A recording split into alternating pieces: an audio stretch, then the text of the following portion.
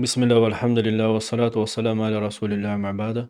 Ассаламу алейкум ва рахматуллахи ва баракату, урматтуу достор. Сабактар улантабыз жин жана шайтандар ааламы. Өтүлүүчү маселе ушул жиндерден, шайтандардан тосулуучу ыкмалар, жолдор, себептерди өтүп атканбыз. Эмне үчүн биз ушул себептерди өтөбүз, ыкмаларды өтөбүз? Себеп дегенде, ошол себептерди кармануу менен бүгүнкү күндө ошол шайтандардын зыянынан алыс болууга мүмкүнчүлүк болот. Бүгүнкү күндө шайтандардын, ошол жиндердин зыяны өтө зор десе болот. Биринчиден, экинчиден жана негизги себеп болуп бул адамдын нафсы болот. Бүгүн ошол шайтан жиндер көрүнбөгөндүгү үчүн жана нафстын ошол жамандыкка буйруучу сыпатынын негизинде, табиятынын негизинде ушул экөө кошулуп, бүгүн көп адамдар өздөрүнүн акыбалын жакшы билбей, жана ошол нафс менен шайтанды ажырата албай келишет. Ошол себептен ошол нафсты дагы тарбиялоочу биринчиден, экинчиден ошо шайтандардан тосулуучу себептерди жакшы үйрөнүш керек. Ошон үчүн көптөгөн ошол сабактарда ушул маселени көтөрүп, ушул маселени биз айкындап кетип атабыз. Ошол себептерден, шайтандардан тосула турган себептерден бул ошол шайтандардын ишине окшошпостук жана шайтандын ишине тескери иш кылуу ошол шайтандан коргонууга жол берет. Ошол маселеде, бул маселеде пайгамбарыбыздан келген көптөгөн хадистер бар. Ушул хадистерге токтолобуз.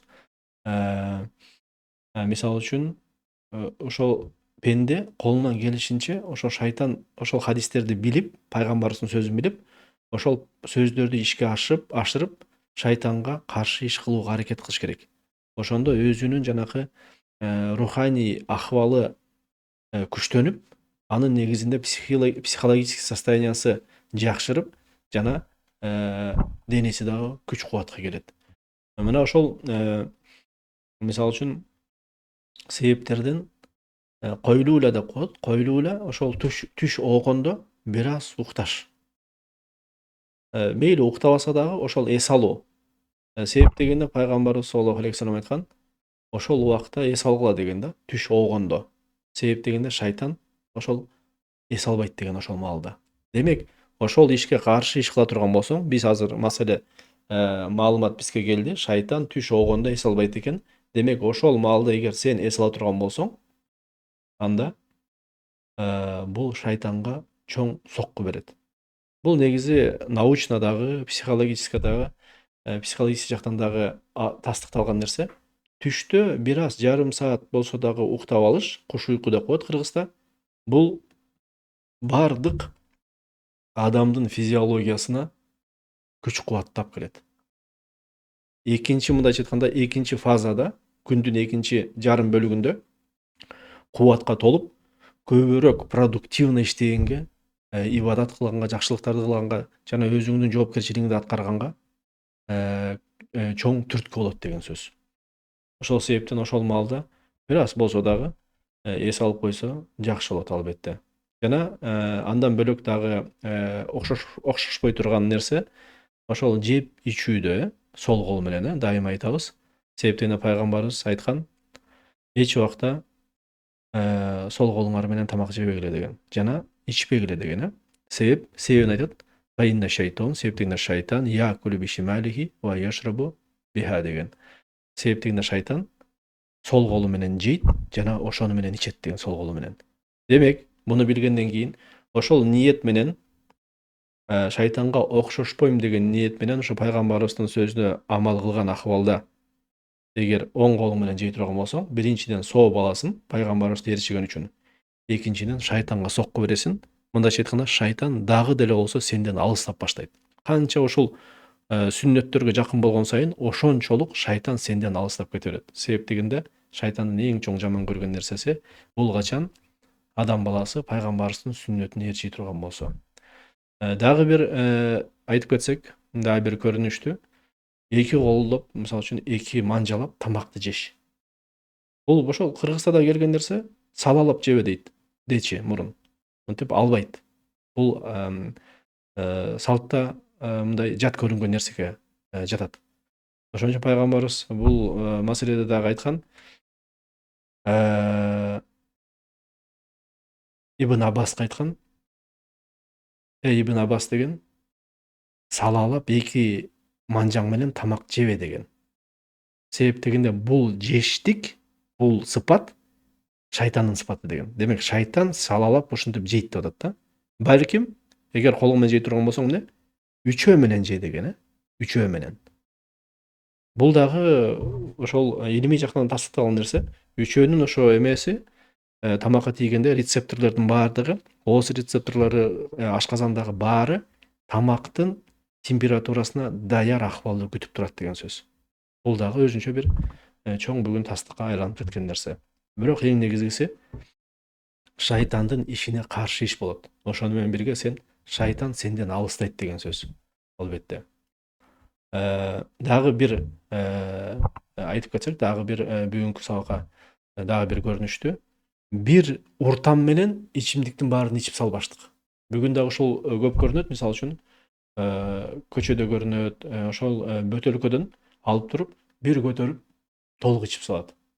Мындай болбойт. Себеп дегенде пайгамбарыбыз 3 уртам менен ошол ичкен. Эгер бүтүрө турган болсо, мисалы үчүн стакан болсо, же кичинекей бөтөлкө болсо, токтоп 3 уртам менен, кыскасы уртап ичкен. Бул ошол дагы деле болсо илимий жактан ден соолукка пайдалуу экендигин тасташкан, албетте. Себеп дегенде эмне үчүн негизгиси пайгамбарыбыз айткан, бир уртам менен ичүү бул шайтандын ичүү сыпатына кирет деген. Ошол себептен эгерде ушул нерсени дагы биз этибарга алып, ар бир ушул нерселерди эгер этибарга ала турган болсок, биздин жашообуз кооптуу болбой, ошол кайрадан эмне амандыкта болот деген сөз. Жакшы акыбалга келет. Ушул биз өзүбүздү тарбиялоо менен. Иншаллах ушул жерден токтоп турабыз. Эмки сабакта ушул маселени кененирээк кирип, ар бир маселеде токтойбуз. Эми адаттагы ушул дагы бир керектүү бир куралыбыз дуа маселесинде жаттай турган биз тасбих, тахмид, тахлил, такбир маселелерине токтолобуз. Булар деген субханаллах, альхамдулиллах, ла иляха иллаллах, Аллаху акбар деген зикирлердин маанилерине токтойбуз. Бүгүн ошо тасбихке токтойбуз. Пайгамбарыбыз саллаллаху алейхи ва саллям айткан, имам Бухари риваят кылган хадисте Абу Хурайрадан субханаллахи ва бихамдихи, кимде ким субханаллахи ва бихамдихи деп бир күндө 100 жолу айта турган болсо дейт, анын каталары кетет дейт. Күнөөсү кечирилет деген сөз. Эгерде ошол күнөөлөрү деңиздин көбүгүндөй көп болуп кетсе дагы дейт.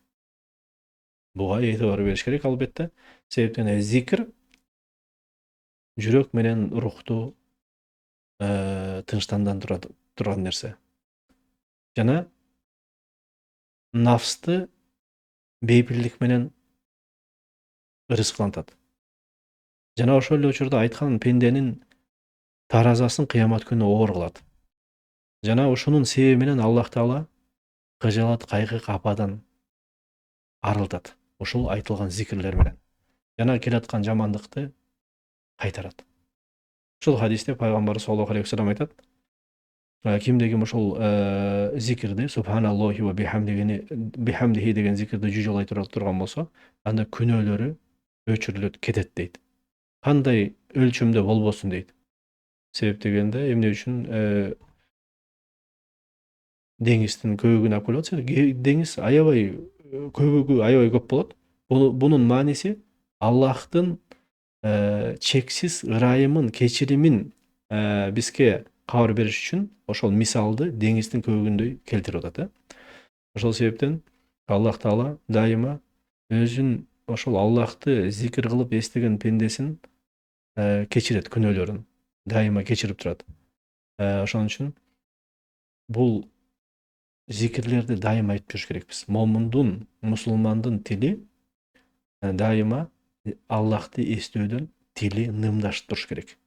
Себеп дегенде ушул зикирлер менен каталары, күнөөлөрү кечирилет, жүрөгү тынчтыкка, бейпилдикке келет. Жана эмне? Кайгы, капа, кыжалаттан арылат. Жана келаткан жамандыктардан, сыноолордон Аллах Таала ошонун себеби менен кайтарат.